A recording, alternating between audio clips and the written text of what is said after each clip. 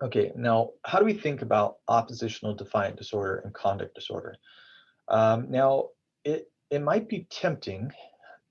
In fact, it's sort of like the traditional view is that when we see kids like this, we blame the parents, we blame their parenting, and say, okay, they must be doing something wrong.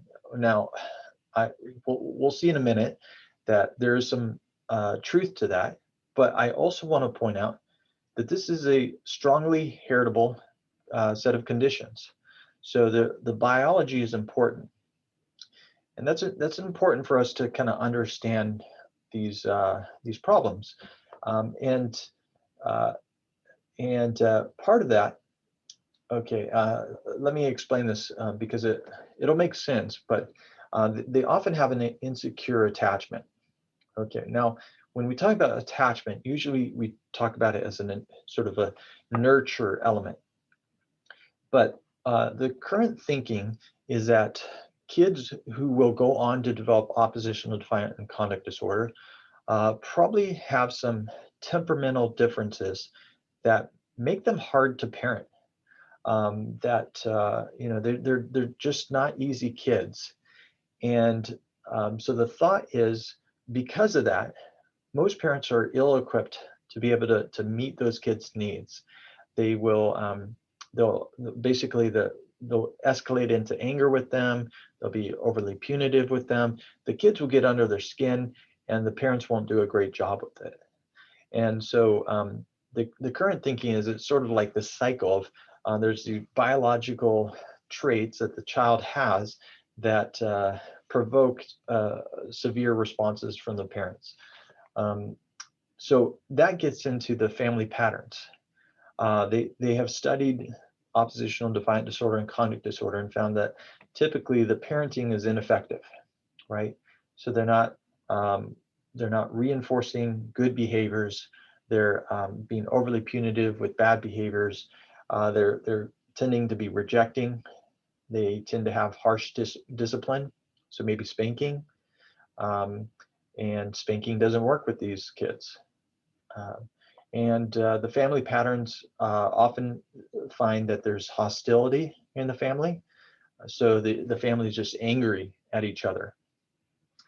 The peer relationships are kind of an interesting factor as well. So one of the things we know is that kids with conduct disorder and oppositional defiant, they get rejected by most of their peers. The people who accept them are other peers who have opposition defiant disorder or conduct disorder. So they get connected in circles with other deviant peers. What happens then is that basically they kind of teach each other how to be antisocial. So they learn, oh, uh, yeah, come with me. I'm going to go shoplift at this store, and the repertoire of behavior expands. Okay. There's a few other causes of oppositional defiance. So low socioeconomic status is connected. So if they're coming from a low SES, that's a factor. Poverty. Um, we also know that poor neighborhoods, even on top of low SES, can be a risk factor.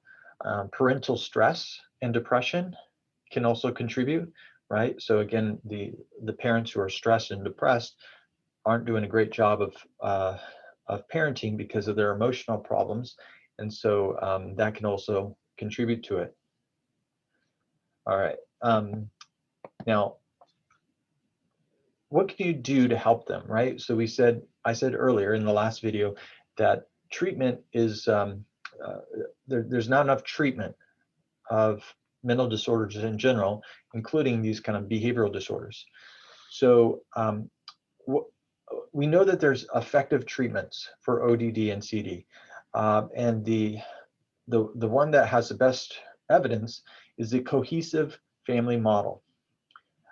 So what this is it focuses on ineffective parenting practices that may be reinforcing the behavior. So if the parent um, kind of ignores the child until they misbehave, then unfortunately, even though they may be giving negative attention, they might be like saying, stop that, to the child, or spanking them, or doing something it's not good attention, but we know that any attention is better than no attention for kids. And so the cohesive family model says, okay, part of what we need to do is help you understand that you are the parents, you are perhaps reinforcing some of these behaviors, obviously unintentionally. And so they get them to work on reinforcing the positive behaviors that the child is exhibiting. So if they're helping at all, you kind of reinforce those kind of behaviors, and actually, to a degree, ignoring the problematic behaviors. So not subtly reinforcing them because you're giving more attention to them when they misbehave. So let me give an example of this. Okay, so um, when children are growing up, they their bad behaviors sometimes get reinforced. So they might whine about going to bed. The parents would go like, okay, I'll just let them stay up another 15 minutes. All right, so that's actually reinforcing a bad behavior. You're reinforcing whining because they got what they wanted. And then as that child develops, the obviously the behavior develops as well, and the parent will start to use, possibly might start to use criticism. You're always whining. You're always you're always doing this and this and this, and they might spank or yell, and then what happens is the parent's aggressive behaviors actually are a model to the child. So the child is now socially learning bad behavior, and as a result, the child starts behaving aggressively. So again, the cohesive family model is really breaking down that cycle and helping the parents be better parents. And one thing I really want to emphasize for ODD and CD is that punitive treatments, punishing kids with oppositional and defiant disorder and conduct disorder in particular, is ineffective. So punishment can work for some kids. Spanking can work for some kids, but for kids with oppositional defiant disorder and conduct disorder, who are in fact the ones that are most likely to be spanked, it's the least effective. And so I think parents need to know that about it. And okay, so that's the behavioral disorders. Hope you enjoyed and learned some things from it, and I'll wrap it up here.